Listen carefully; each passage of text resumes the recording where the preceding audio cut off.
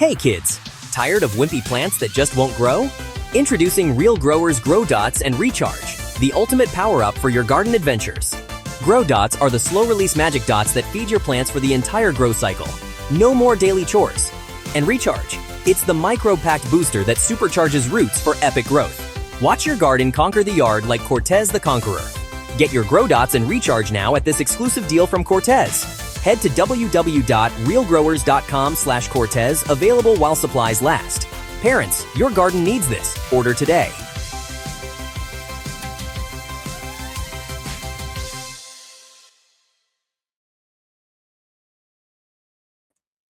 What's going on, y'all? It's Cortez the Conqueror, and I want to welcome you guys to another episode of Conversations with Cortez with none other than the man, the myth, the legend, everybody's uncle in the community. We have JR Tokin today. What's up? What's up, Cortez? Not too much, man. Just trying to beat the heat over here, really. Got a little simple syrup going in my Kool-Aid. Sweet, I'll set you right. Yeah. If that doesn't wet your whistle, I don't know what will. But for those at home who don't know who you are, if there is a chance of that, do you want to go ahead and give yourself a quick introduction? Yeah. My name's JR Tokin. No.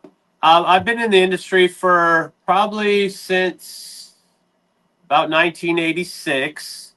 I started out as a dime bag dealer at the coastal community town. I just kind of worked my way up through the ranks until I started getting the opportunity to grow. But then I met my wife in 88, and I had my first kid, and she's like, "You're not going to go to prison, so you have to stop growing." And so I just kind of, 2003, Oregon went medical, and I got the green light to go grow again. So I started growing in 2003 indoors and started my YouTube channel about 10 years ago. I think it was 2015 when I started my indoor growing journey. And I started working for the Do Grow Show shortly after that. I worked with them for about a decade, and mostly just doing consulting and online appearances, stuff like that. And then it just kind of worked out to where, I got involved with the community a lot. I started doing the Cannabis, started doing everything else from there.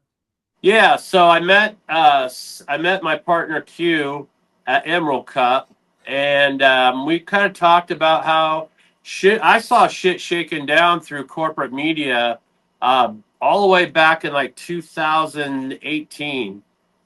Because I was one of the first wave of channels, me, Mr. Tide, a bunch of those guys. That initial big YouTube purge when they kind of kicked everybody off. Yeah, so I had already built up to like 5,000 followers. I was making good traction. They deleted my account entirely. I got it back. They gave me back all my videos, but 0 subscribers.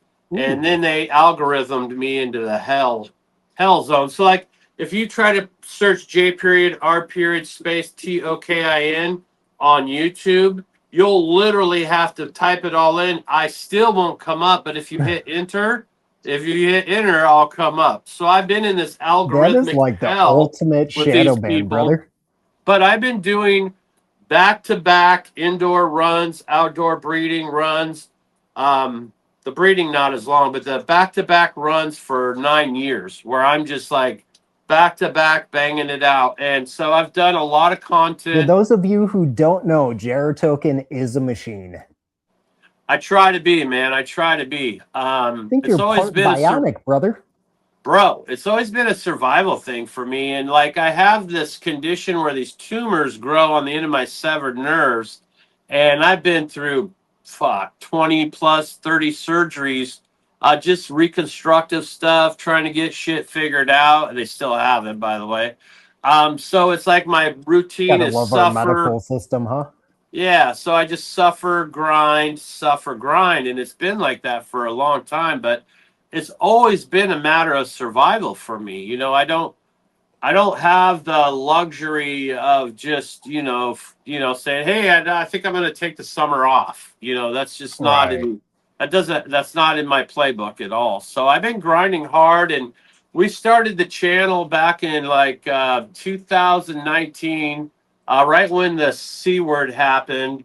Um, a lot of people were at home. So I talked to dude and I'm like, "Hey dude, you guys are, I used to write all I used to book and write all the interviews for the Dude Grow show when we'd bring guests on, like Subcool, Frenchy Cannoli, all those kind of guys, All Mendo the Doughboys, OG all that episodes. stuff."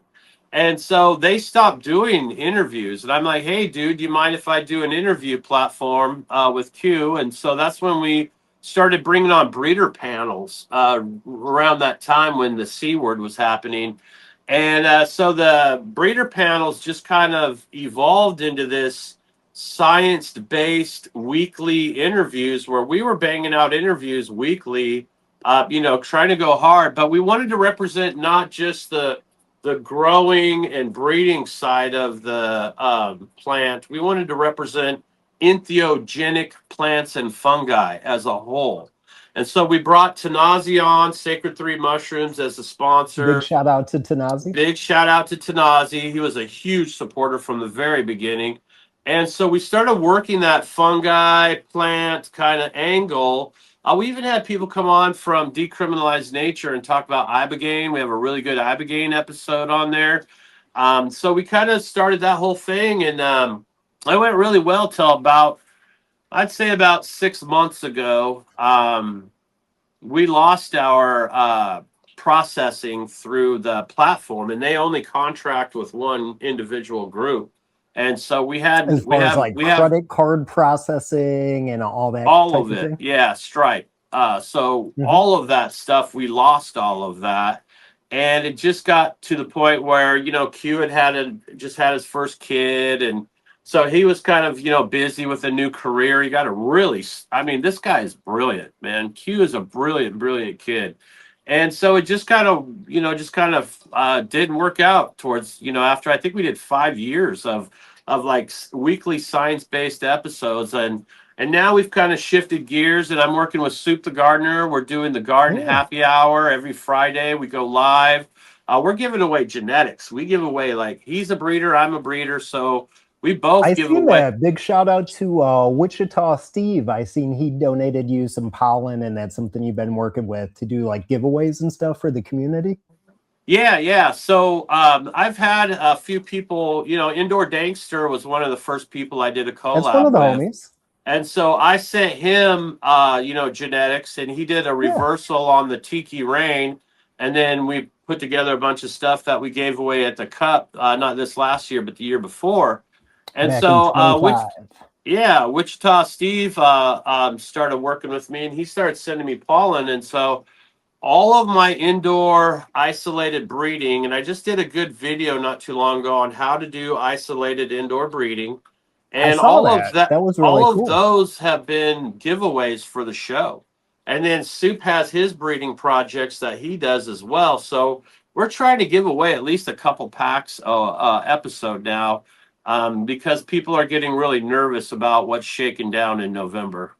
That actually is kind of what is on everybody's mind, and kind of why I brought you on today, because I wanted to get a little bit more in depth, I guess you could call it, with the seed ban and everything, and kind of get your perspective, hoping that maybe you can break it down for us a little bit, let us know what's going on as far as legislation, and maybe even do a little bit of myth busting if you feel like there's anything that is like the general consensus that people are kind of getting wrong right now. The thing I think people are being driven by is fear. And FOMO. fear is the number one control mechanism for a system of control, right? And in our industry, they'll take any excuse to make money. And so they're going to run with this genetic, thing and try to freak people out. Oh, you need to buy a ton of seeds and this and Scarcity that. And mindset.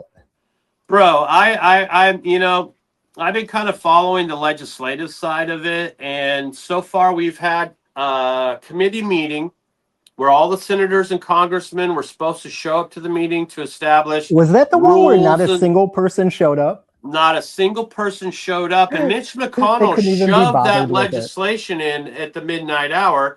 And I know the constituents of all those Mitch states. McConnell, and he was like Hans fucking Solo, and frozen in kryptonite or whatever that shit was. They brought him in, he's like a big ice wall. Yep, yeah, and his main They got him up there like contributors. Stephen Hawking. They're trying to like hurt his vote, like, oh, he said this, and they're doing like the Weekend at Bernie's thing with him.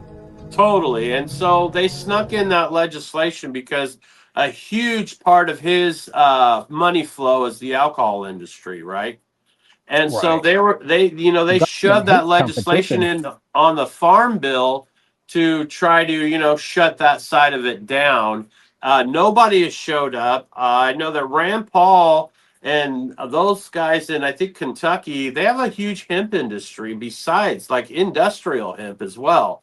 And so that affects their Rand Paul state. is a big libertarian, so he's somebody that really supports like non-government regulation, people's rights, people being able to do sovereign things on the land that they own and everything. Yeah, and so they're already starting subcommittees to kind of rewrite that legislation, that language in there.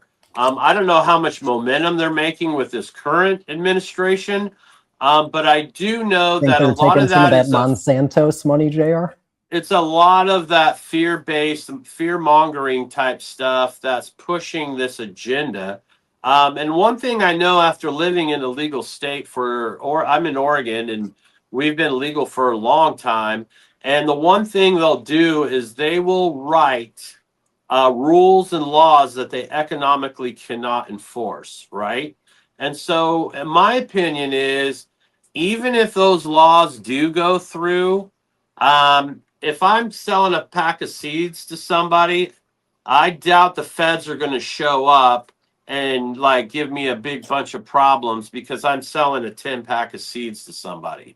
So I think maybe the bigger players in that whole game might have something to be concerned about. But you have to remember, we've been at Schedule 1 from the gate. And it's only because of our state's rights that we've even been able to flex at all. And so I don't really see our states walking away from, potentially billions of dollars of state revenue over this legislation. So I find it hard to believe that even if it does go through, it's going to be as big a deal as they're trying to make it seem. And so if you remember back in the day, we would just buy seeds from Europe, get them in a DVD case or a T-shirt Go to the or currency umbrella exchange, or you're getting whatever. a money order, putting it in a stamped envelope and sending your money order from the currency exchange over there and hoping that something shows up on your doorstep 6 months later if you were lucky. Out of the back of like some type of like fucking High Times magazine or some of the other head shop publications would have like and you'd have to like clip out part of the magazine and like check the box because that was like the order form. Yeah, for real. And so people are still going to provide services. People are still going to get genetics. According to the what I understand of the legislation, cuttings are still kind of okay. And so that opens the whole door to the clone market. I see that. Clones and then probably like shipping tissue culture or something like that as well. Yeah. So, like I said, I think it's a bunch of fear mongering. But what it is, the positive side of all of that is it's getting our community to start being aware of genetic preservation and maybe even trying to figure stuff out for themselves. Oh, most definitely. What would you say is maybe the best offense to kind of stay prepared with anything that might come up through this legislation? Would you say that if never before, this would be the time for people to get a little bit more interested in genetic preservation? Yeah. And not just like buying a ton of seeds that you're never going to crack, or, it's like how many of That us won't have a even be war? good by the time you go to pop them? Yeah, how many of us have a war chest full of seeds that are 10 plus years old that are probably, I mean, you're going to have to do embryonic removal in order to get those things to even, work.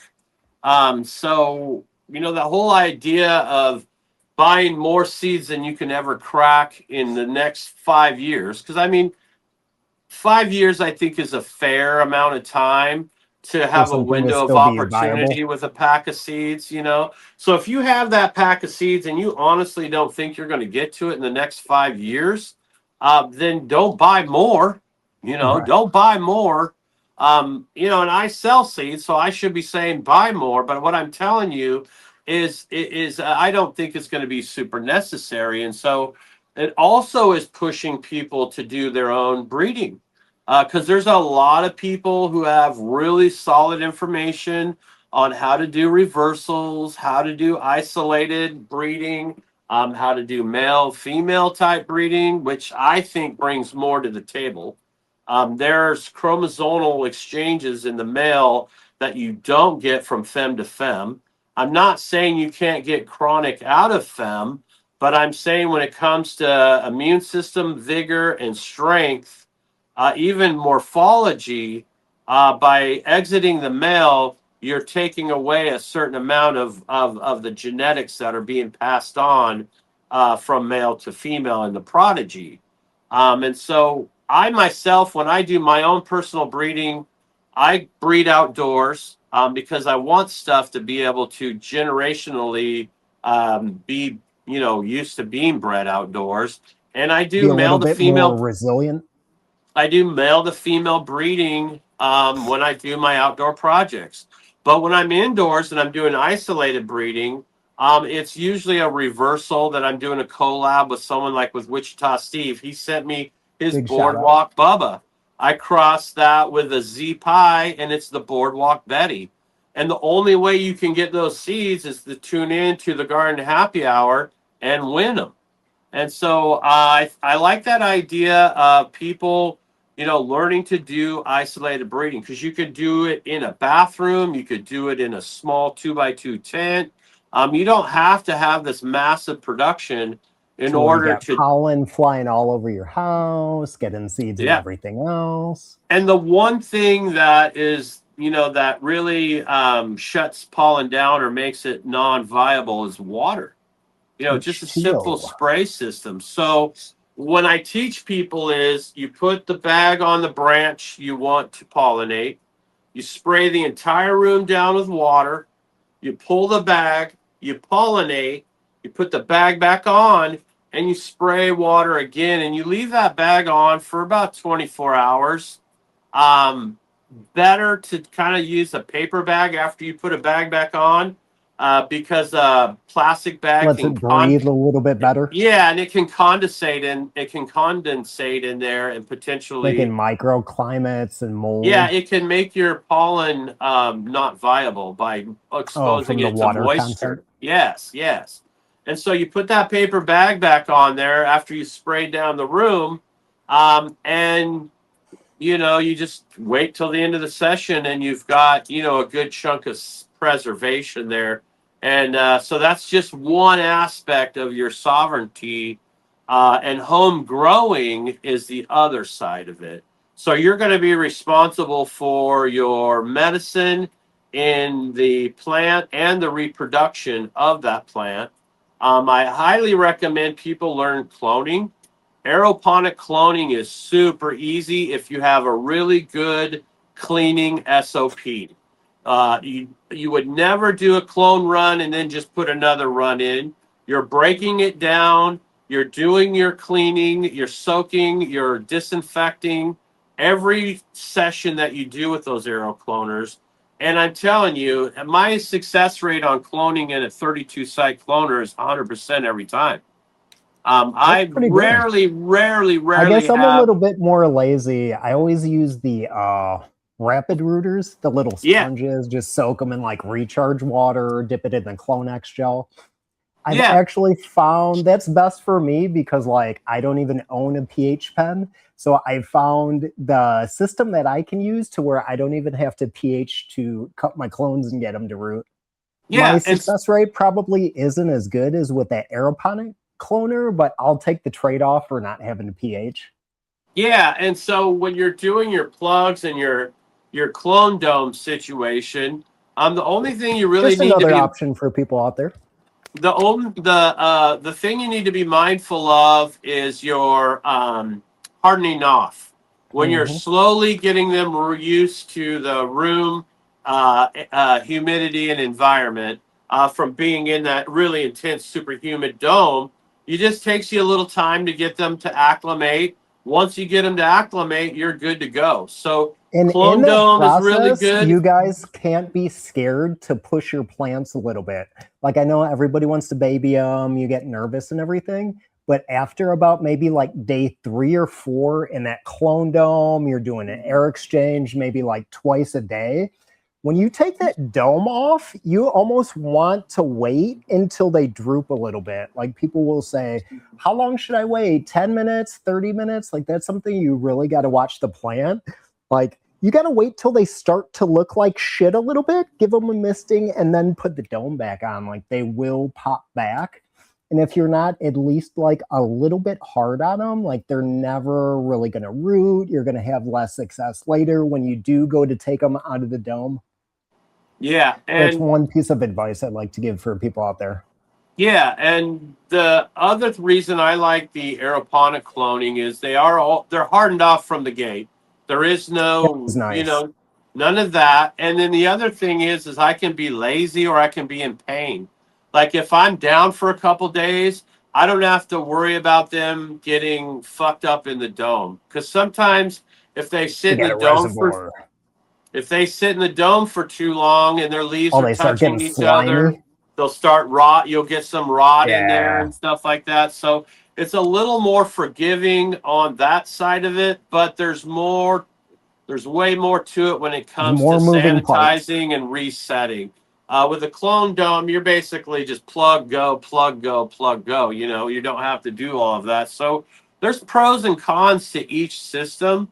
But like I said, for me, I have found over the years, I don't have to worry about because I would always be the guy who either left them in too long or didn't harden them off correctly, and it really stressed them out. And You think they're that hard enough, you're going into solos or 1 gallons with your clones, like, oh, this looks so good. And then like the next day you come and it's just like dead in like your small yeah, veg area. yeah, that means it did not Oh my transition God, what well. happened?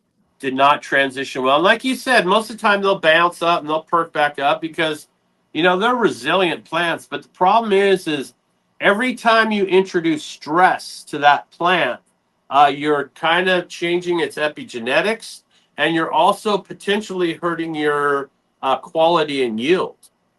So, like for Ooh, me, I'll I come never thought about that. if it's my personal grow, I'm coming out of the cloner right into a 2 gallon, so I don't have root restriction. No They solo can cup, no one no, they gallon. go from the cloner right to a 2 gallon, so they have no zero root restriction and they're just ready to explode. And then from a 2 gallon, I go into a 10 or a 15 in my flower room. And so I'm basically doing staging from cloner to 2 gallon to 10, and that's it. Now, when I have clones that I offer people, they're in solo cups, and so I'll go from my cloner right into the solo cup, and then I do have a process where I make sure the soil, stays where it's supposed to stay. A cup on cup method is what I developed over time, and Cup the on reason cup I for the like win. doing the reason I like doing that is because I would rather give someone a rooted plant and have less returns. When you're sending someone a plug or a Rockwool cube, and those roots are exposed to even a little bit of air in transit and stuff, they can oxidize. It slows them down, stresses them Plus, with the out. mail system, you don't know how they're handling it. You don't know if it's the summer, if it's the winter, what type of different climates that they're being introduced to as they're moving through the mail system. Yeah. And so I'll have them root in a cup for at least 4 days before they even go out the door. So that way I can guarantee better success for people because a lot of the people that I deal with are are home growers and beginner home growers. And Right. so I want to set them up for the best, chances of success that I can. And I Boost find them by a little giving bit. them a rooted plant in a cup, it's much easier for them to be successful. I've definitely gotten some different clones from you over the years, and those things always come out awesome. Like I'll take them from the solo cup. I'll go to the 1 gallon, and usually within like 5, 6 days, even from the bottom of like a 1 gallon nursery pot, I'll start to see like roots poking out of like the little drainage holes at the bottom. Like, damn, JR. Thanks, buddy. And so my process for moms when I'm cloning is I will bring the mom up. I'll harvest her one time for clones. I'll let her come up one more time. I'll do another round, and then she's dead. She's out. That way, Hefty bag, baby. I'm always taking the meristem off these plants. I'm not cloning from the bottom, so they're all full of the auxins and hormones that the tip of the plant is loaded with, and that helps make them explode whenever they come out of the solo cup to whatever your situation is. However, I will say the guys who do rockwool or rock wool, they don't fuck with me because they can't deal with all the soil and shit. I do say, hey, Oh, I say grow it, snip it, and then clone it yourself. yeah. But Get a they don't clone, like grow it. it out to like 18 inches. You got like 8 cuts there. Yeah. And then sometimes the cocoa guys will get a little pissy about it being in soil. But I just find that they're much healthier. They have a great buffer, especially because when they get to their If destination, you just got a uh, little bit of soil though, and you go into cocoa, that's usually not like the biggest deal not a ever. big Like it's deal. usually No, pretty easy acclimation. it really is. It's not a big deal at all. So yeah, so I try to set people up with success that way. I find I get a lot less returns. I do snips. I will send off snips, and that seems to be some people's preferred method. And I'm assuming those are probably the guys that are going to rock wool or whatever. Different type of system. So maybe the answer to the whole seed debacle here isn't to panic, but maybe rather to become your own seed bank. Or at least take the effort to try to learn how to be sovereign in that aspect of it. In that, even if shit does hit the fan, you have the knowledge and the ability to keep You your got the skills in generations. your toolbox. That's right. And back in the day, we when we would grow, we would have a certain amount of plants that we did seed breeding with, just so that we would have something to plant for the next year.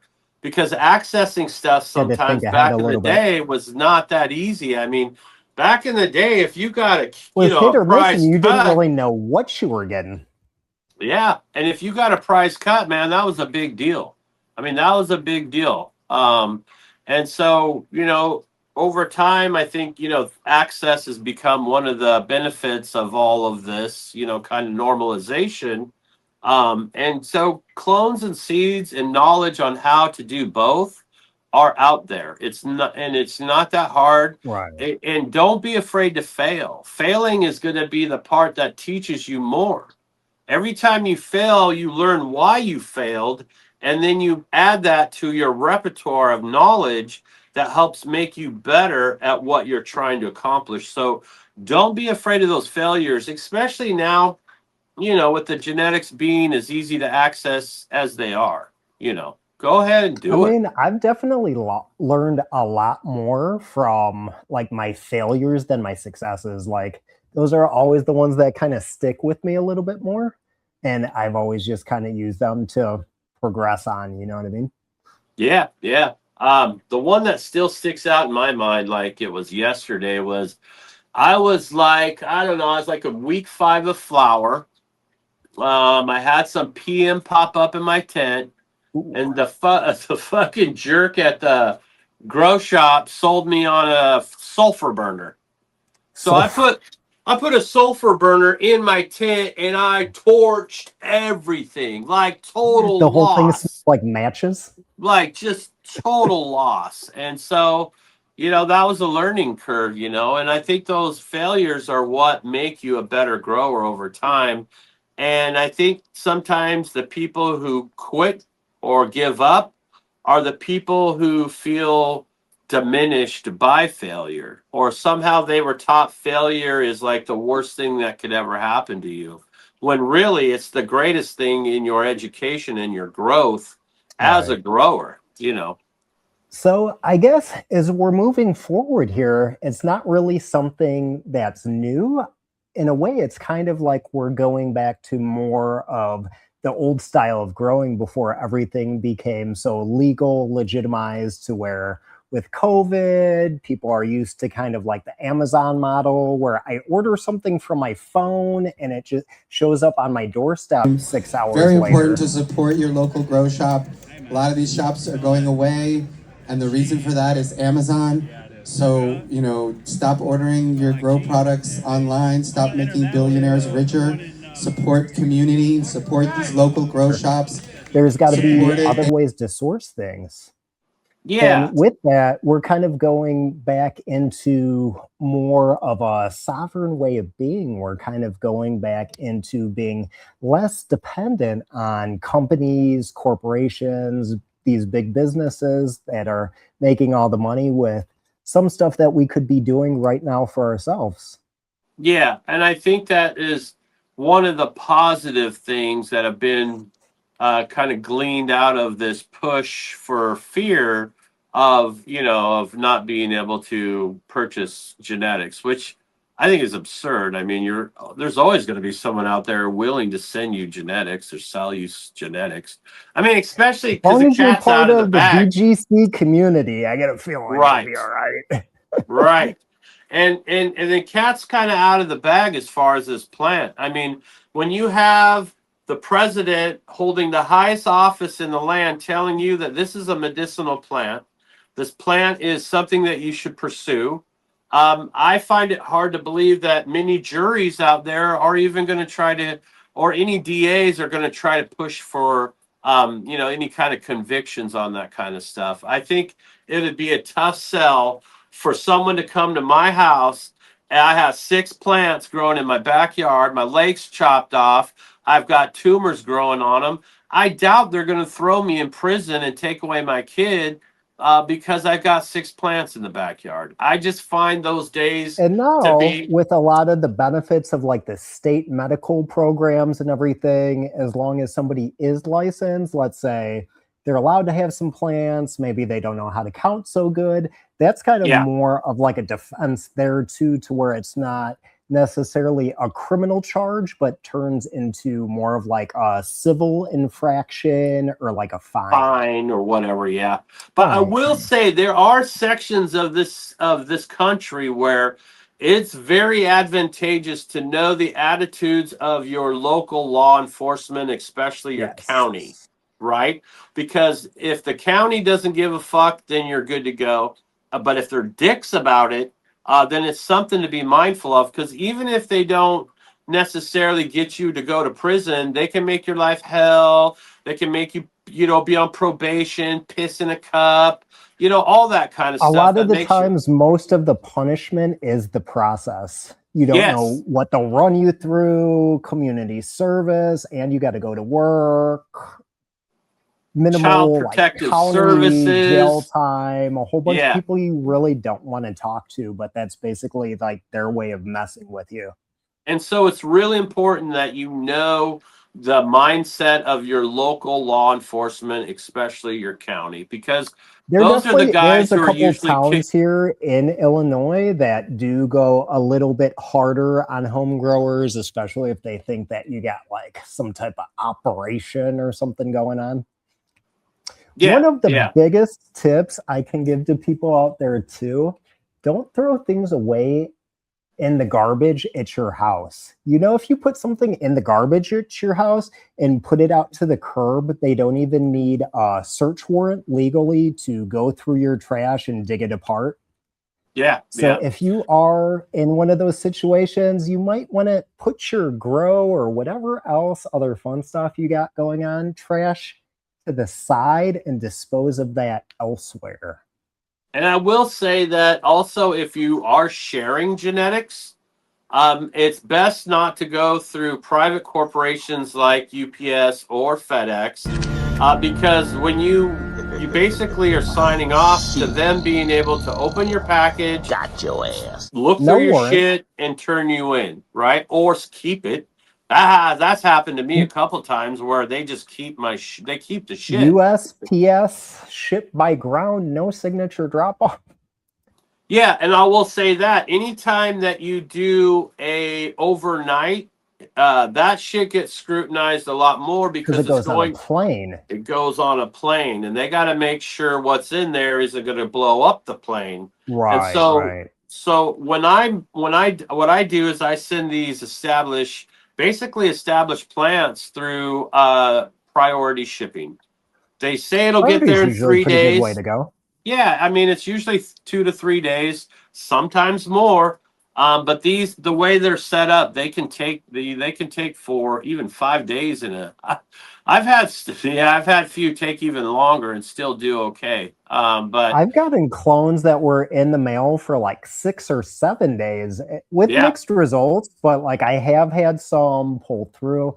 I think the biggest thing in that with clone shipping is making sure that your medium is moist enough, because that's probably the biggest killer over anything. Well, obviously outside of like extreme temperature or something like that.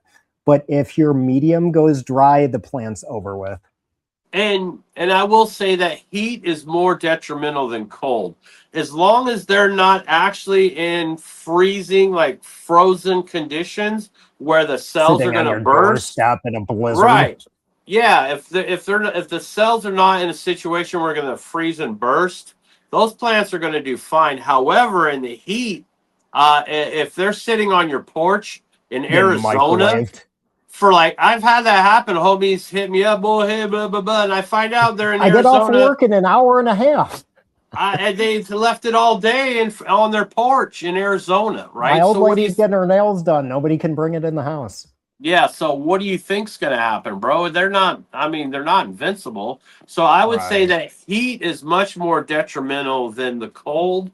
But like I use ice packs, or I use these little Mhm. freezer packs in the summer, and I use heat packs in the winter. You can buy these Those 72 reptile hour, heat packs. there's, Tanazi is the one who turned me on to these. They're these little Really? 72-hour heat packs that keep things. It's for like shipping bugs, mice, and like critters.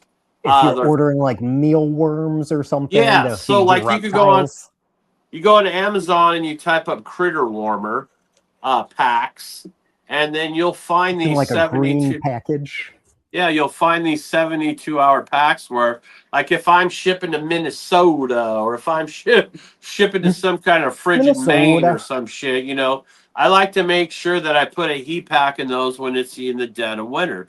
And then, like Right. I said, if I'm shipping to, like this last couple of weeks, I had, everybody on the East Coast was having these horrible heat waves. And so, I just put these little packs in there to make sure folks are getting their stuff without having the damage of the heat, because it's rough on them. It's really rough, and you Almost know that definitely.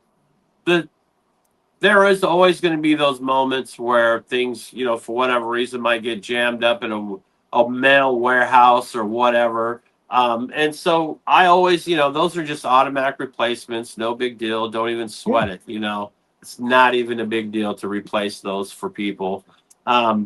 But yeah, I think that being able to be prepared for the season is not really that hard. And yeah, you can get stuff out there to your friends and your family. Almost definitely. I think about the whole community by now has had at least one run with that cherry paloma. That thing's been pretty prolific. Yeah, and I owe that to the dude. I won second place at the Dude Gross Cup, and the dude had me come up there and tell stuff, and he's like, "Oh yeah, JR's a really generous guy. I'm sure if you hit him up, he'll gladly send you a cut." And holy shit, by the time I He flew opened the home, floodgate. yeah, and Sunny in Bectopia, she donated like $300 for me to do shipping, and then I put in about 200 or 300 of my own. and I think I shipped out like 140 solo cups of cherry paloma just free of charge, man. I just Yeah. sent them out, and that's kind of what kind of kick started this Doing a whole little bit of clone. Johnny Appleweeding. Yeah. So that's what kind of kicked off this whole clone thing for me. And I got to really thank the dude for that. He's the one who kind of opened the door for that for me. And it's really helped out. Now, I will say that in this industry and with this plant, you have to be able to pivot. What you do now is probably not going to be viable 10 years from now. If you look at the way washing and rosin came on the scene, that was a giant pivot for our industry. The BHO days kind of ended when they started doing those legislations. Like for Oregon, if you're caught blasting BHO, it's a Class B felony, unexpungible. No shit. Unexpungible. They catch you with Yeah. a can of butane and a PVC pipe. Yeah, they'll get you hard. So that's what really pushed that innovation for washing and for rosin. And like it's been a big pivot for a lot of guys. I mean, a lot of guys got in to the washing and pressing. Oh, most definitely. But now with this pivot of the seed ban looming and everybody's kind of like freaked out, paranoid about it, do you think this might pivot into other aspects of growing? Like I've definitely seen a lot more people have been taking interest in making seeds, growing their own food, getting more interested in some of like the holistic medicines that we can grow in our very own gardens at home. Yeah, and I think that's kind of one of the pivots I personally have made because over the years, I have been growing and I have been developing like the Dit's Amazing for myself and my suffering. And I'm sharing what I've learned over the last 37 years to help other people with their suffering. And so part of that whole thing is that sovereignty of medicine is where it started for me. I wanted to be able to grow my own. I wanted to be able to propagate my own, and then I wanted to be able to make the products that I use for my pain.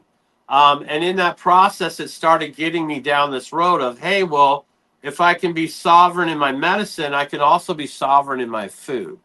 And so about 3 years ago, I started this journey of gardening for vegetables and fruit. And so I have a small little orchard on my little 50 by 100 lot. I've got two. Little I've victory got garden. yeah, I've got two purple plum trees, and I got one big red plum tree. I've got a strip of blackberries, the Norwegian tasty ones, and then I also have raspberry bushes. And you would be surprised how much food you could crank out of a 50 by 100 lot.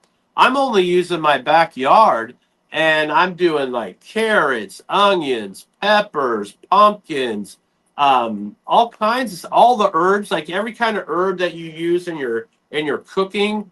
That's not It's super simple to grow those kind of things. And so the So more you can relatively introduce, inexpensive to what you're paying with some of these sticker prices at the grocery store.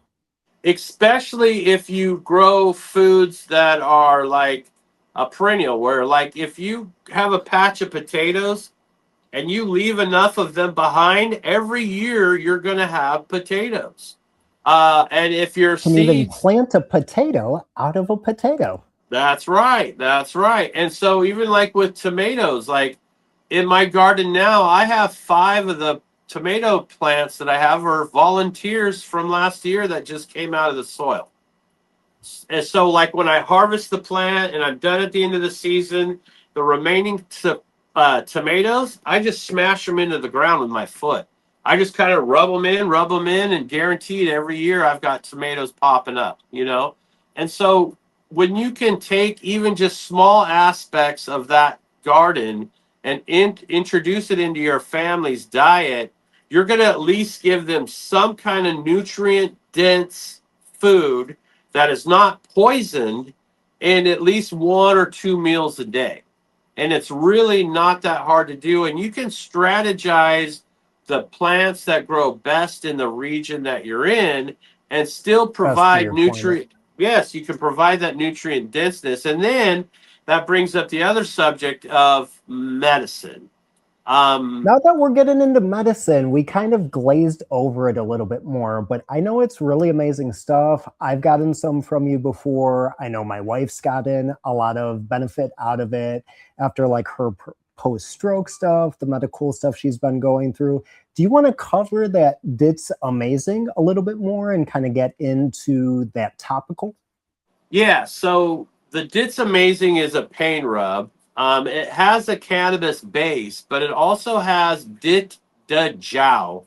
And in Chinese herbal medicine, there's different For like jiaos. kickboxers, those kung fu So guys that are boxing the wooden horse things?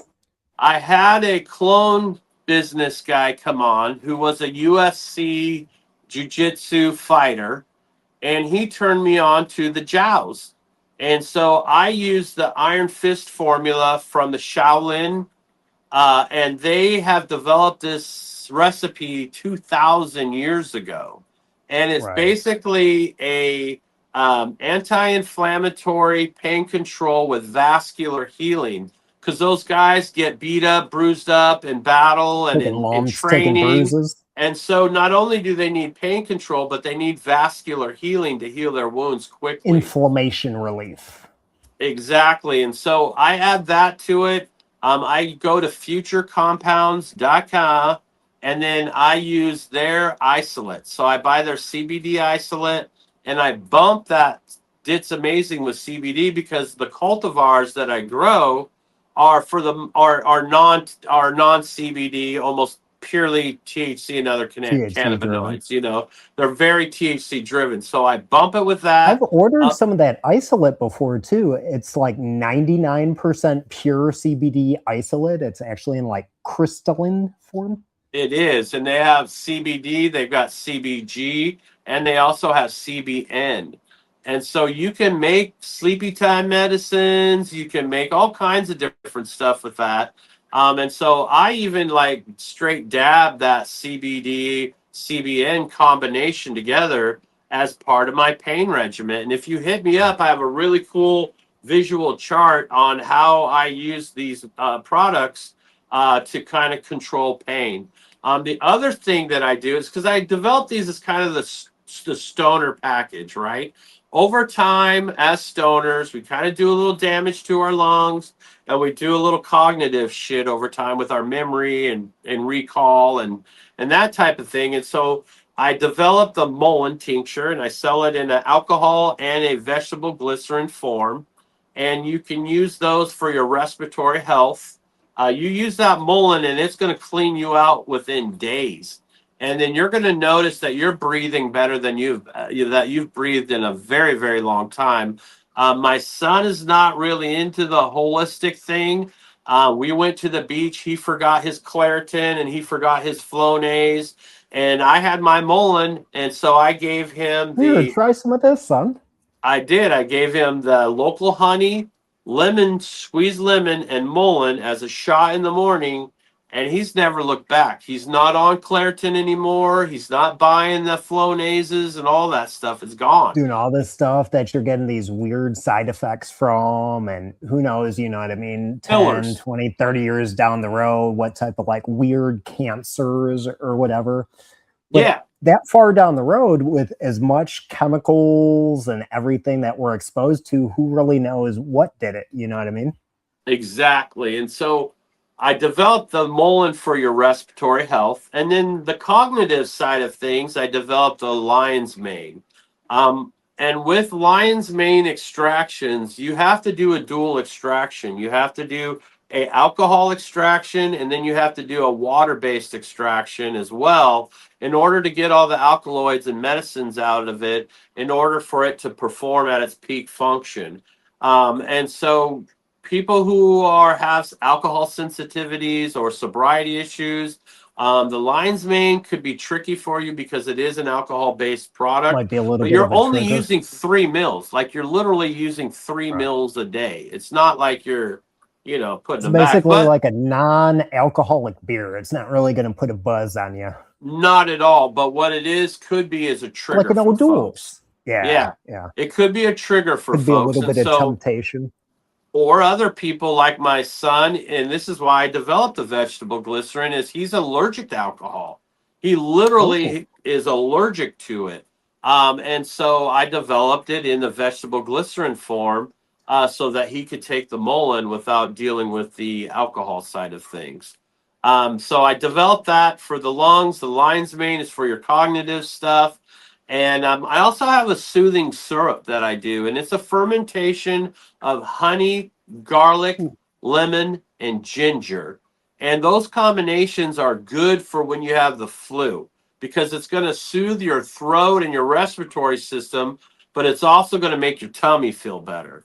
It makes your tummy feel a lot better. And even if you have like indigestion or gas problems with heartburn, you can use that soothing syrup to kind of mitigate that as well. So with the allergies, like if you have seasonal allergies, I'll recommend that you do the soothing syrup and the Mullen as your allergy treatment in order to fight those seasonal allergies. And it works extremely, extremely well. that way you're not spraying saline up your nose constantly. Yeah, and some of those nose things, man, they become very habit forming, and it can be They your do, the biome of your nose gets messed up to where they become dependent and they don't function unless you because it are. shrinks the tissue as you're spraying, but then like over time your nose can't like go back like it used to, and it's like dependent on the spray, so you got to keep doing it, and then can lead to like nosebleeds, headaches, and pretty nasty stuff. Yeah, yeah, yeah. And so you can Yeah. avoid all of that. And so where I live in a pioneer town in Oregon, and we were the first settlement on the West Coast, period. And so back in those days, they didn't have pharmacies and hospitals. So a lot of the plants that they brought over here was for their own Right. medicinal use. And so in my backyard, I've got all kinds of shit that grows just out of the wild that is actually medicinal. One of the mullein is one of them, and mullein you can find almost everywhere. Mullein is a very prolific plant. In some areas in California, it's invasive. Where I live in Oregon, the climate is such that it's not a big deal. But like in Cali, when they have big fires, the first thing that pops up in those burn zones is mullein. And From the so it ash was and everything. yeah, so in some areas it can be, but it's a 2 year cycle. The first year is veg, the second year it flowers out and makes seeds. So you can avoid the seed production of that and still utilize the medicine and still grow it. And that's the other thing is a lot of these things you can grow in your yard. So like I have a plant that's called horehound. And horehound is used to make throat lozenges like a Ricola type thing. Really? I've got mullein growing in my Maybe a little bit of backyard. honey, a little bit of lemon in there. And you can use rosemary, you can use thyme to make oils that are good for your skin. I have one that I'm releasing now that is a rosemary, thyme, and papillon. Papillon is a papaya enzyme, and Ooh, what it does is it breaks down cuticle layers so that the medicine can get down into where it needs to go. So if you have rashes or like fungal toe stuff or jockety type stuff, any of those a little bit fungal of type schmegma. issues, yeah, right. You can use those, and those are all things that you can grow in your yard and infused. And one of the things I You started can doing even with it, cure your own dick cheese. that's right. And You heard it here, folks. the other thing I want to talk about is ferments. That's very easy to make lactic acid bacteria and farmer's cheese. You're just Ooh, literally tell doing a us more about war. that, JR. So you're doing a warm rice wash. So what I do is I take a quart jar, I put a cup of rice in there, I add some lukewarm water, like not even as warm as a bath. I swish that around for about 30 seconds to a minute. I strain out that water into another jar. I put that jar under my sink, and in about 3 days, it'll have a head on there. Once it's got a nice head on it, you pour it into a gallon jug. You add or a little bit bigger than a gallon jug, and then you add a gallon of milk. And then in about 4 days, you have complete separation. The top is your farmer's cheese, and the bottom is your lactic acid bacteria. with all of those beneficial bacteria that work not only for your plants, but they work for your gut biome. And To so balance it out, regulate everything. it helps you out compete, because one thing that happens, like even with molasses, any kind of sugar, you're targeting a specific group of microbes, right? And so if you're pounding corn syrup, you're targeting a specific group of microbes that affect the way your gut biome works. And your gut affects all of your brain, serotonins, all of that stuff. Your mental health is directly Also tied. affects the waste that we're producing and bowel regularity and those And systems that are like built in to filter our own body. But if you look at the stuff that they hide in food today, like from cereal to any type of bread. processed food, bread, any type of like frozen dinners or something like that, they're using preservatives that are like affecting these things if you actually look into like the ingredients. I Yeah. mean, So, if you were to look at it, it's almost like they're trying to poison us slowly as food companies. and or even change your mental state. Like there that you can be primed in a way, I guess you might say. And so when your gut biome is out of balance, you're not getting the nutritional delivery, and you're not Affecting your breaking down. sleep at night, affecting your energy throughout the day. It really controls all facets of your life. And you're not breaking down complex proteins as well either. And so it can cause people have bowel syndromes and digestive issue, Crohn's, and all of that stuff. Constipation, start getting like kidney stones from different things built up and everything. Yeah. And so when you kind of introduce that farmer's cheese, or you can even put that lactic acid bacteria in your drinks. A lot of those probiotic drinks that you buy at the store, that's basically what they're doing, is they're All just those new adding soda inoculants. pops. They're just inoculating some juice with those things, and you're drinking it. And And then so, I know the gummies have become really popular too, as far as like the prebiotic, probiotic stuff to regulate our gut health, especially as we get a little bit older. Because I'm going to be 40 next year. Like, this isn't stuff I had to worry about as a kid, nothing I had to worry about like in my 20s. But maybe midway through my 30s, I kind of had to take another look at my diet a little bit. yeah, because Eating it something does. like a big pork meal or something, it's like, ooh, why did I feel like shit for 3 days after that? Right. And so all of that helps you break that down. And so that same concept works in your plants. So you take that lactic acid bacteria and you use it as a foliar spray, it's going to outcompete pathogens that are trying to take down your plants. You put it in your root zone, it's going to break down uh, carbon, and it's going to break down nutrients and make it to where the microbes that make it available have it on hand. So the Putting lactic up the acid no bacteria, vacancy sign.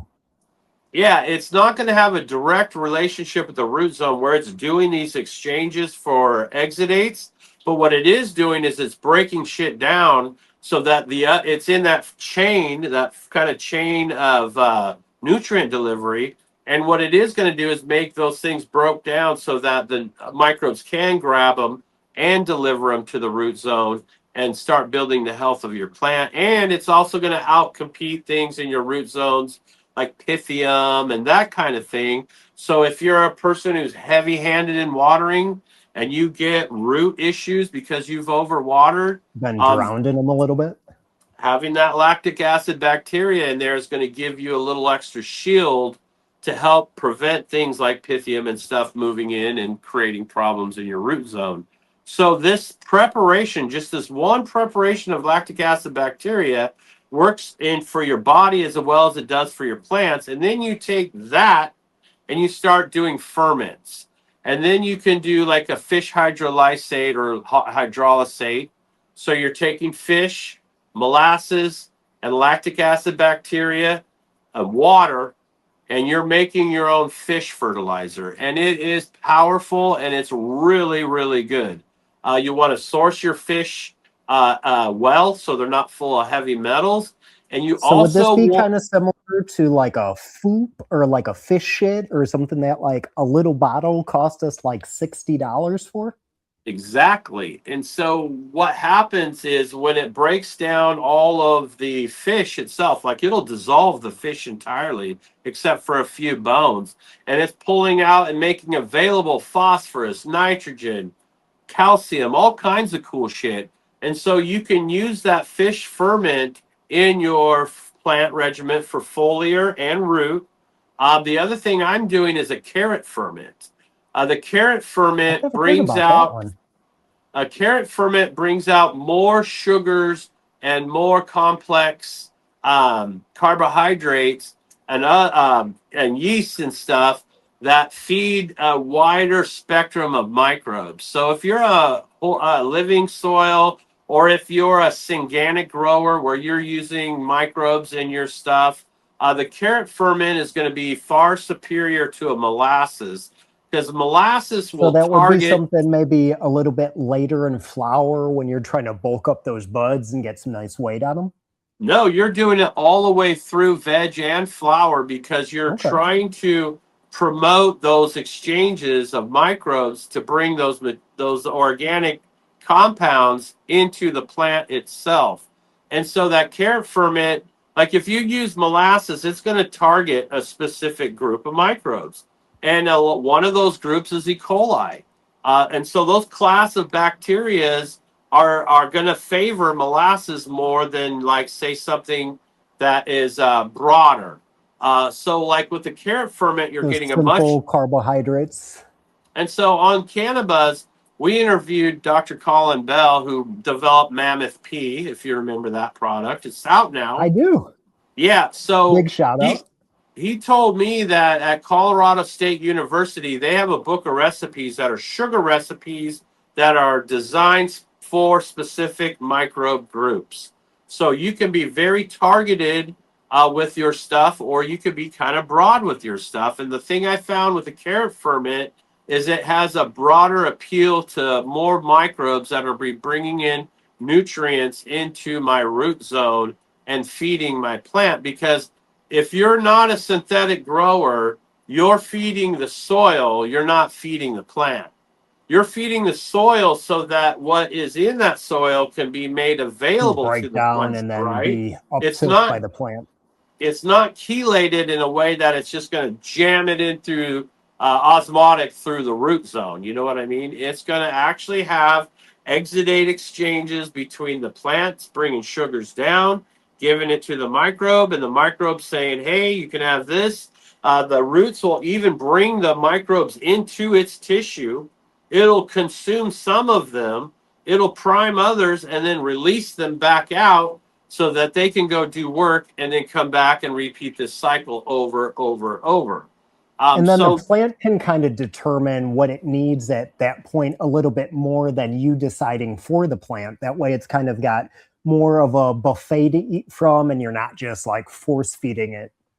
And if you look at the number one cup winners at the Dude Grows event for the last 6 years, I think 5 of them have all been living soil, Oh yeah, organically big time. grown stuff. And so Always pretty there's heavy in the top 10. very heavy in the top 10. There was one instance back in 2000, I think it's 17, where somebody won with a GH3 part. And Oh, I remember that guy. yeah, they were phenomenal growers and they had phenomenal product. But if you're in a living soil situation, a lot of times you're going to find a superior end product, especially as your medicine, in the way of secondary metabolites, cannabinoids, and terpenes, volatile sulfur compounds, esters, all of that stuff, indoles, all of that stuff is going to be pumped up and amped up a lot more in those situations, because like you said, the plant is communicating to the microbes what it needs, and the microbes are making that available to the plant. And so the plant is dictating more than you trying to shove or ramrod and be a mind, And because you're not running into the weird lockouts, the different plant deficiencies to where you're like, oh, maybe I need more kale mag. Oh, maybe I got to turn my light up higher. Oh, maybe I should back off of my light. and you're kind of making up like all these excuses for it, like we all do as growers. Rather than kind of listening to the plant more, we try to be the one that's like in control of the universe. It's much more forgiving. And so if you're a person who maybe isn't dialed into the exact nutritional science of what the plant needs from the time it's a seedling to the point of flower and end out the door, because in every one of those stages, its nutritional needs and the amount of that nutrition is completely different. If the plant is dictating to what it needs, it'll get what it needs. If you're forcing it, you better have your shit on point, or you're going to mess something up along the way, you know, or you're going to Even if you push it got a too hard. handful of the same cuts off of the same mother plant, sometimes there will be like one or two that are like a little bit like more picky feeders, or you know what I mean? You got to kind of like cater to them a little bit more, even though they all came off of the same plant. Yeah, yeah. And so I think that's why, in my opinion, those kind of low, if you're going to do a synganic approach, you're doing low but consistent feedings, and you're implementing in microbes and organic inputs so that the microbes have something to break down and Microbes, exchange. beneficial bacterias, And the aminos. other thing I'm using with that lactic acid bacteria is I'm putting it in the reservoir of my hydroponic cloner, because it outcompetes everything that wants to turn my roots brown and shitty and ugly. It keeps my roots pearly, pearly white. And you don't want to use too much. I use 1 mil per gallon of the lactic acid bacteria in the reservoir of my That's almost nothing. aeroponic cloner, and pearly white every time. Pearly white every time. And so Got that it's fish scale, son. it's the out computer. You know, it's making sure the bad guys don't have an opportunity to set up shop. And so with that one preparation, you can make all kinds of ferments. Like you can gear stuff like the fish, and like I got blackberries that grow everywhere. Every year I hack them down, and they come up, and when they're about 6 inches tall, I harvest them because they've got salicylic acid in there. They've got all of the growth hormones, gibberellins, and all that good shit in there, because they're coming straight out of the ground to explode, right? So you harvest that, you make your ferment with that. You've made all of that stuff now plant available, and you can use that to boost your veg. And then when you're in flower, you can use stuff like peaches, pumpkin, any kind of really good, strong fruiting body is going to make a really good ferment. Coming up on the Garden Happy Hour, I think in 2 weeks, we've got Miles Filippelli from Fermented Plant Extracts. He also does your Weed Should Taste Good, is his breeding side of things. So his whole I got some business. seeds from them in a shoebox. Yeah, his whole business is designed through these plant ferments for either veg or for flour. Comfrey is really good. Horsetail's really good. In your area, there, I can guarantee you there are going to be natural plants that you can ferment to make available for the microbes in your soil. These are not standalone nutrient products. These are enhancers. So they're going to make the Feeding the activity, rhizosphere. they're going to boost your activity in those zones, and they're going to provide to the microbe what it needs to deliver to the plant to make it healthy. So for me, like for my growth process, I use the ferments in root zone with a top dress. So I'll top dress the Dr. Earths, but I'm also using my ferments inside that root zone. And then I'm taking those Now, you ferments said and for the clone chamber, you were going like 1 milligram to the gallon, and something more like veg, or even ramping up, getting a little bit closer to flip with flour. What does the concentration look like there? so for labs in veg, I'm doing 8 mils per gallon. And when I'm in flour, I'm doing 10 mils per gallon on the lactic acid bacteria and some of the ferments. Like the It fish doesn't take much. hydrolysate. No, but for like fish hydrolysate, I'm using 20 to 30 mils per gallon. Okay. But you're only doing that like once a week. You're not giving it to the, you don't need to give them that every single time if you're doing You a top don't got to dress, do it right? every watering. No, you don't. If you're doing a top dress of something, whether it's Build the Soil, Craft Blend, or Dr. Earth, or whatever, you don't need to do that all every single time. However, you would want to use your sugar base, which is your carrot ferment. You would want to use that every time you're watering in, just to keep them happy and to keep them fed. But like I said, that one preparation sets you up for making a multitude of applications that you can use foliarly. And I think people sleep on the foliar applications a lot because there's really, besides iron, because iron's kind of too big of a molecule to get through the stomata, and calcium likes to bond to things. So calcium sometimes can be hard to get through. That's usually why it's paired with magnesium. Yeah, so that stuff can be tough to get through your phyllosphere, which is your basically the surface, leaf surface of your plant. But all the other stuff, nitrogen, all of that other stuff, phosphorus, magnesium, all of those things can come in through your plant's leaf tissue and get down into the plant and do what it needs to do. And it can be a great way to help when you've got a stressed plant. Say you did fuck off your root zone, and or you cranked up your lights too high and you're experiencing light Just and it, came back after like 5, 6 days from like a little trip. Maybe you had to go out of town and things aren't so happy when you get back. yes. So if your LED lights are cranked up too hard, you're blasting them with so much photons. It's called light inhibition. It will shut the plant down.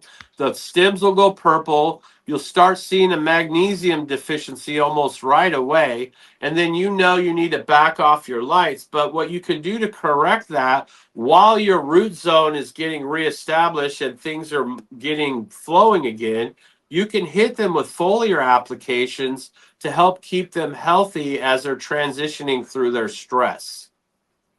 To kind of build up the plant's immune system a little bit, so to call it. Yeah, especially for people who, like I said, might over or underwater. If their dry backs are too aggressive and things have kind of shut down in the root zone, you can do these foliar applications while you're trying to reestablish the health and life force within your medium. Trying to bring the vigor back to them. That's right. That's right.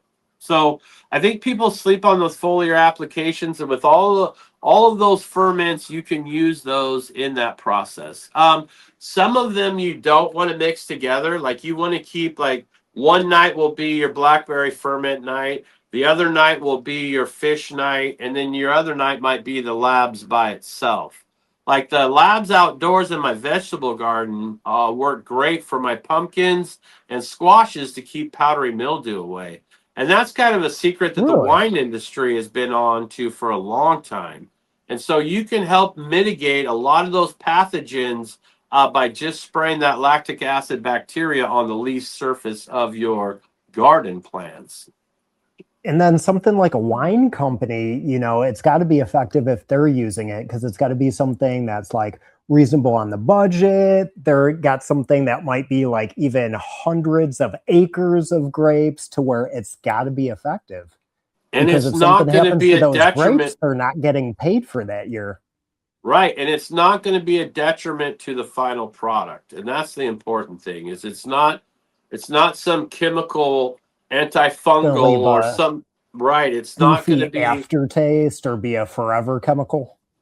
it's going to be far more forgiving for the plant's health when you use that as a foliar application.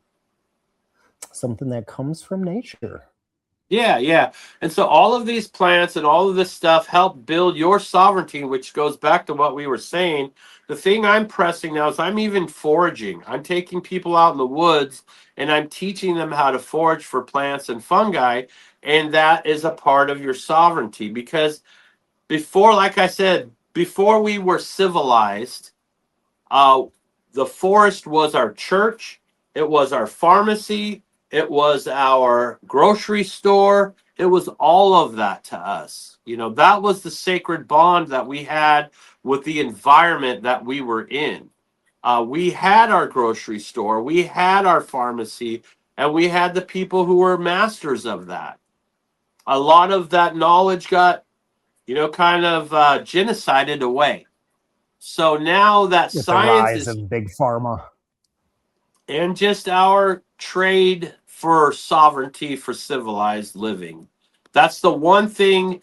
Every time you take a step towards civilization, advancements of civilization, you're releasing your sovereignty as the ability to feed and maintain your own health. You're then becoming dependent on a system of control that provides that for you.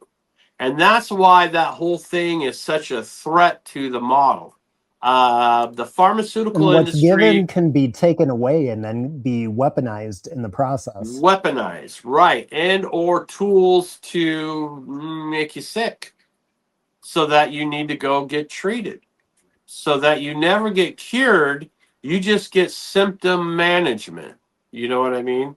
And so there's a They make stark more difference out of the between. treatment than the cure.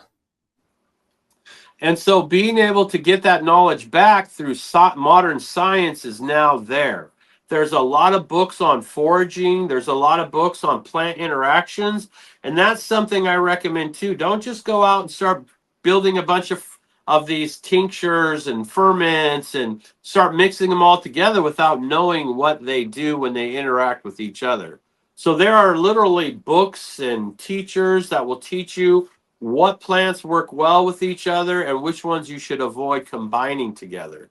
All of that, a lot of that knowledge was indigenous to the region that you're from. I would bet you that in any given region, even the starkest deserts, there is sufficiency in medicine and in food built into that ecosystem to where you won't need a hospital, you won't need a grocery store, you won't need any of that. You will be I was just sovereign in watching your own. something recently and they were talking about something. I think it was called like wild lettuce, but they were Yes, that's showing one that of. it was something that was used during like the Civil War. Yep. It actually produces some type of like morphine like effect, but they were giving this to It's people like before morphine for guys that like if they got shot in the arm during the Civil War, they probably had to hack the whole thing off because they didn't really know how to go about removing the musket bullet. wild lettuce is a tincture that I make that I don't offer to the general public. I vet you before I will sell it to you because it acts on your opioid receptors, but it is not addictive and it does not shut down your respiratory system. So there is no chance of OD. However, it's pretty strong. It'll knock you the fuck Right. out. And so if I sell it to some kid, some 21-year-old kid, and he downs a bunch of it, gets in the car, there's a chance that shit could go wrong. Or, just in any situation, it can be dangerous. So I make Operating any type wild, of heavy machinery or motor yeah, vehicle. yes, I make the wild lettuce tincture, but I don't offer it to just the general public. I like to know It's that not you're a. really a recreational product. It is not. It's not. And you know how people like to fuck around, and so you can really it's so powerful that you could really do detriment to yourself if you're not using it responsibly and at very least using it medicinally. But wild lettuce, there's a two or three different species of it, grows just about all over the United States, and it has a latex in it. And that latex is this milky substance, and it's more prevalent as it ages, and is in the stalks more than it is the leaves. And that has the compounds in it that you're seeking. So when you do this, you do just a basic alcohol extraction, like you would with a 151, or if you can get Everclear, anything like 180. that is going to be able to draw out the medicine out of it. And then to me, it's kind of like a propofol in that you'll consume it, you'll get loose, and then you'll sleep, and you'll wake up feeling like you had the best nap of your life. You know what I mean? And so it's one of the many tools that I use to combat the pain cycles that I get into. And so wild lettuce is I think there's a name they used to call it, like the There is a pioneers name. I was trying to think like a of it, but I pioneer's can't really opium or put the something finger like on it. that is what they used to call it. There's a I know few it goes names. back to some war times, though, like the It was Civil an War for alternative to sure. morphine during the I Civil almost want War. to say it was around like pre-Civil War for like the Revolutionary War when we were fighting off the British. Yeah, yeah. So whenever the modern pharmaceutical industry started squashing all of that, calling it snake oil or what, they demonize that kind of Once they stuff. started making money off of their Right. compounds. So and even we had institutions, literal like colleges, institutions that were developed and designed for plant and fungi based medicines. They literally burnt them to the ground, and then they Mhm. demonized the people or murdered the people who put out the information. And so everything, like if I find in these generations, at least the last few generations, that if it doesn't come in a pill or you don't get it from the doctor, then it's not medicine. It's something else. It's like hoodoo, voodoo. You know what I mean? And so that mindset, Well, the science says as people are starting to homestead, we got to as trust the science. right. As people are starting to learn more about homesteading, foraging, and providing their own plant-based medicines, that whole thing is opening up. And I think same with cannabis, the cat's kind of out of the bag as far as that goes. Mullen, I think, is one of the popular ones because it's so instant in its efficacy. Like when you consume Mullen, within 20 minutes, your lungs are going to clear out, your sinuses are going to clear out. You're going to dry up where you used to be mucousy, and you notice it right away. I'll say with like the lion's mane and the cognitive stuff, it takes a good couple, 2, 3 weeks of using it Before you start consistently. building up those neural pathways. And it's a neuroregenerative repair. And so the wiring in your brain, especially like in stroke victims, all that stuff gets disrupted and dismantled. And so the lion's mane will go in there and it'll start doing the neuroregenerative repair that helps people regain movement. It helps people get their cognitive stuff back. It's a really, really powerful and a well studied compounds that are in the lion's mane. And it's really becoming quite popular. And then a lot of this, it's not even like snake oil or hocus pocus, even though just by our modern imaginations, that's kind of what it gets like categorized into. But indigenous people were using this stuff. Indians, people in the Caribbean have their own stuff. People in Africa. Yeah, yeah. So, like in my area where Even I'm at in going back, like Oregon, what you were saying with the dit dat jiao, going back into like more Chinese of a herbal medicines. Eastern Yeah. medicine philosophy. And I'll revisit the dit de jiao and the jiaos. In Chinese herbal medicine, there are many jiaos that are used for many different things. Doesn't that Specific, come from a plum, if I'm not mistaken? that used to be a plum wine. They made a A really plum, right? strong, and so the one of the companies that I used to get my herb packs through was Plum Dragon, and you can find them Mm-hmm. online. And Find them on Amazon. they sell the actual tinctures themselves. But if you go on their website, they also sell the herb packs so that you can make your own 1 gallon at a time. And so I was buying their herb packs, and the method of the Shaolin is you mix the mix, you add the alcohol, you shake it up, and then you bury it under the ground for a year. You dig it up, and then as it ages, it gets better and better and better. The longer you leave it underground, the better it gets. And so Then you I can found enter the my 36 chambers. and I in the Portland metropolitan area, we have a pretty large Asian population. I go to the Asian Mall. There's Lucky Herbs LLC. I give the guy my recipe, and he gives me herb packs now at probably half of what I would have to pay at Plum Dragon online. So you can go to It's your always good local when you get a local source. Chinese herbalist. You're going to be able to see the ingredients. You're going to know they're fresh, and you're going to probably get them a lot cheaper than if you tried to buy them online individually or whatever. And I would say that's true with the mushrooms and the lion's mane products. It's kind of a buyer beware because they might put a lot of filler in there. They might use mycelial mats instead of fruiting bodies. And there's a They huge might not controversy. care at all. They're just trying to sell you something and get your It might money. be in a dry powdered form where it's not as bioavailable as like a tincture would be. I found the tinctures to be the most bioavailable way to get the reishi, the lion's mane, turkey tail, all of those fungal products into your body. It's much better through a tincture process. It's always the more concentrated way to go. Yeah, it definitely is. Because I think that's kind of the crux of it with a lot of this plant-based chemistry is that you need to isolate and concentrate in order for it to be effective. I mean, if you look at the people in Peru, they're chewing on coca leaves all the They give goddamn them out at time, the and they're airport for free. They yeah, have like baskets at the Peru airport when you get off in whatever town that is.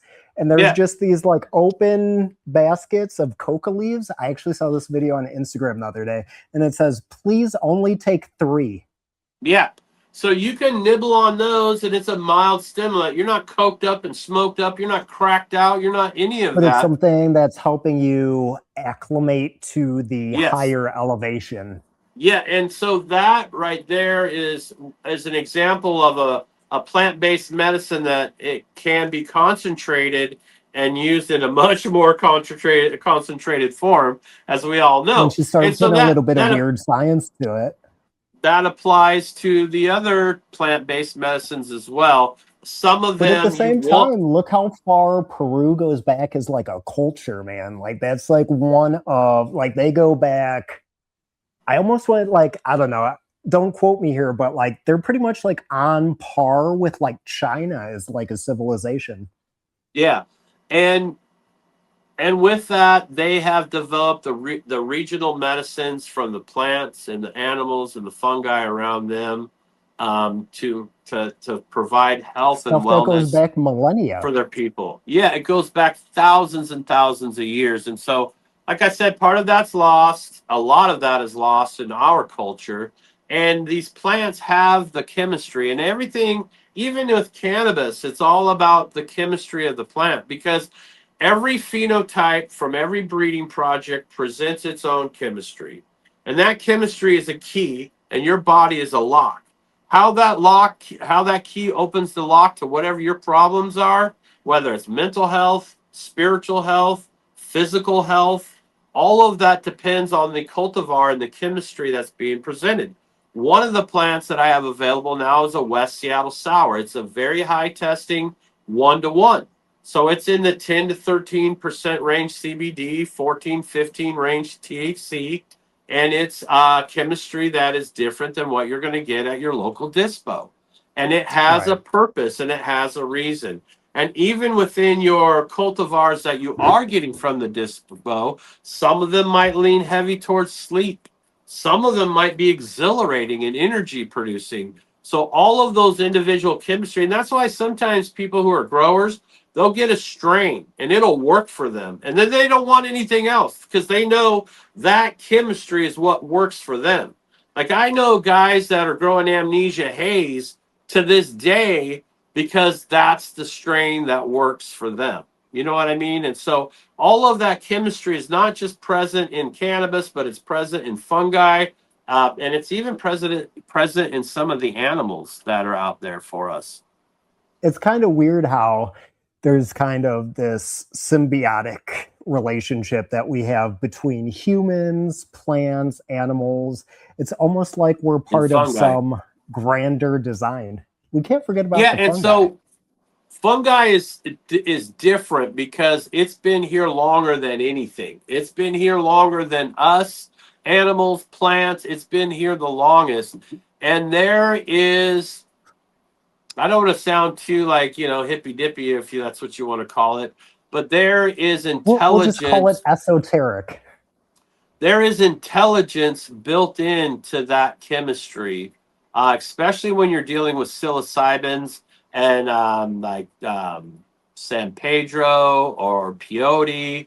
All of that chemistry, especially in the fungi, has intelligence that provides something to the human's body, mind, and spirit that you're not going to get from a pill that you get from a doctor.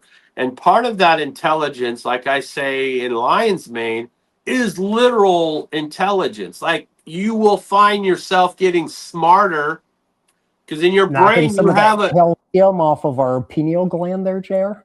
yes, you're decalcifying, and also in your brain you have a shit ton of information you stored in the life you've lived.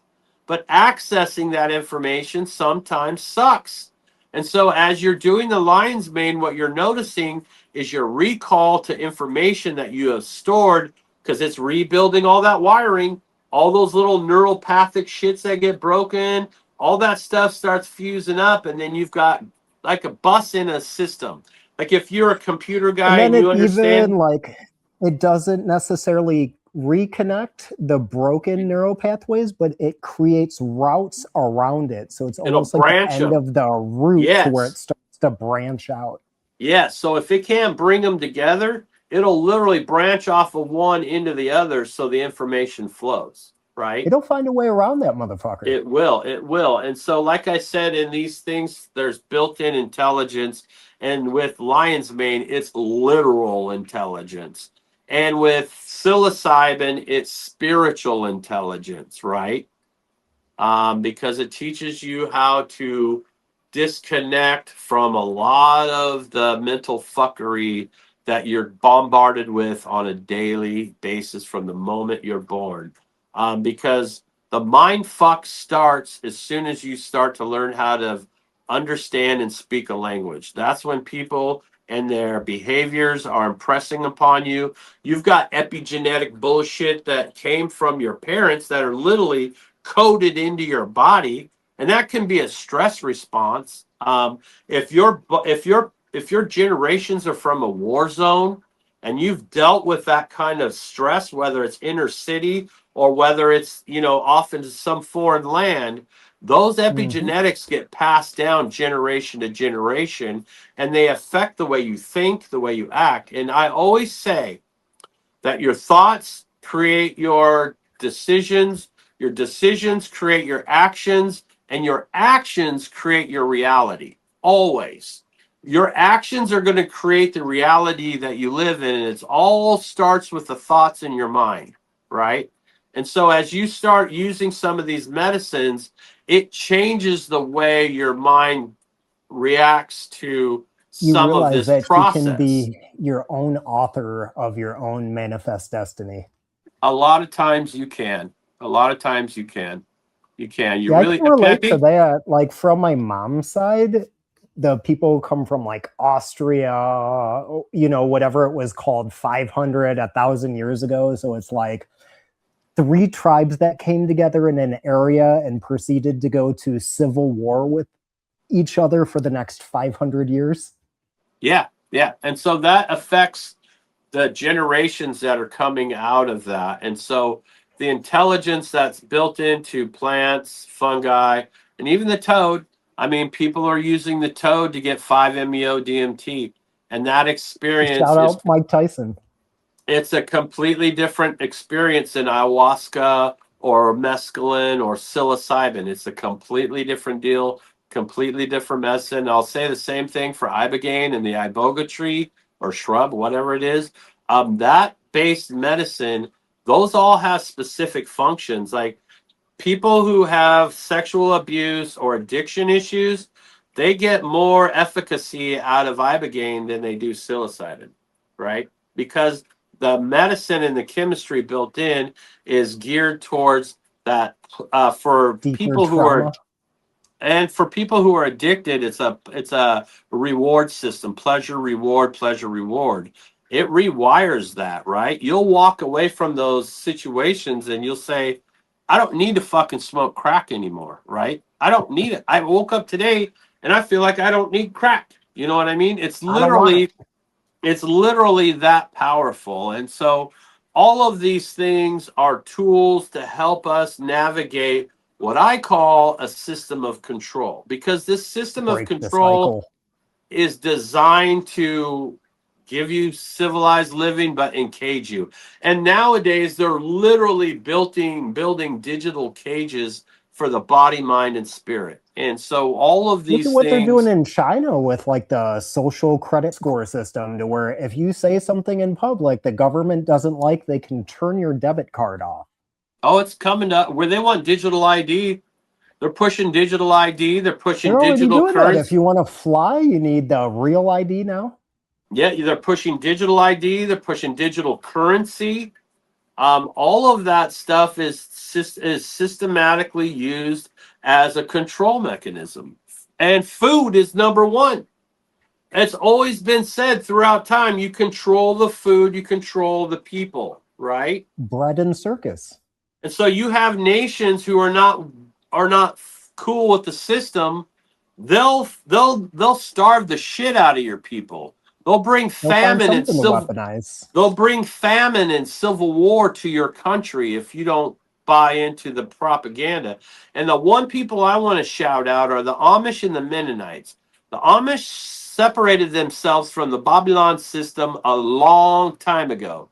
And if you want to learn about sovereignty, self-sufficiency, and homesteading, you study these people, man, because they have been doing it for years. Aspects of it have been kind of compromised throughout time in their needs for modern conveniences, but the core of what they do is completely sovereign from the system that we call the system of control. They've never taken any of that USAID money, huh? No, no, no. They don't need it. They don't need it. They build each other's houses. They Yeah, grow when each somebody other's. gets married, they all come together as a community. They build houses for each other. They farm, hunt, make their own clothes. I was actually Medicine. watching something the other day about this like energy-free air conditioning system, and it's Yep, actually how yep, to build these like meat storages in like their yep, houses or barns. yep, yep, yeah. All of that That they've really been. blew my mind. That was fascinating just to see They, like that level of engineering that you don't even need the power company for. So it's like, wait, what are we really doing with like energy, fossil fuels, and everything else that we need to function as like a modern society, you know? yeah, we're Which perpetuating all the. at the end of the day are just methods of control. Like, look Yep. with wars going on right now and what that's done to the price of gas. Petrodollar. Just look at the Petrodollar. petrodollar. A lot of what our basis of our economic success over the last 50 years has been the petrodollar system. Nixon killed the gold reserve. I Took think, us off of the gold standard. yep, and got us into the petrodollar. And so the petrodollar works like we'll go into a country like thugs. We'll say, hey, you got a nice country here. It sure would be a shame if things started getting really fucked up around here. How Be about a you shame use if this place burned down to the fucking ground, huh? Yes, how we about came, you use our we saw, petrodollar we system died. and you do all of your financing and investing us to you, you to us, and we'll take all your resources and enslave your people economically, and then we won't fuck things up for you too badly, right? And so that's That kind way of you been won't the have fighter jets flying over your fucking head, huh? that's been the model that we've been under for, the last 30, 40 years, 50 years, whatever it is. And I will say that, And then we some of see the those, examples of when people don't play ball. yeah, if you look Look at at, what they did to Gaddafi, man. right. They Well, if dragged you him look through at the the streets like a agenda of dog. that whole region, they took down Libya, they took down Iraq, Syria.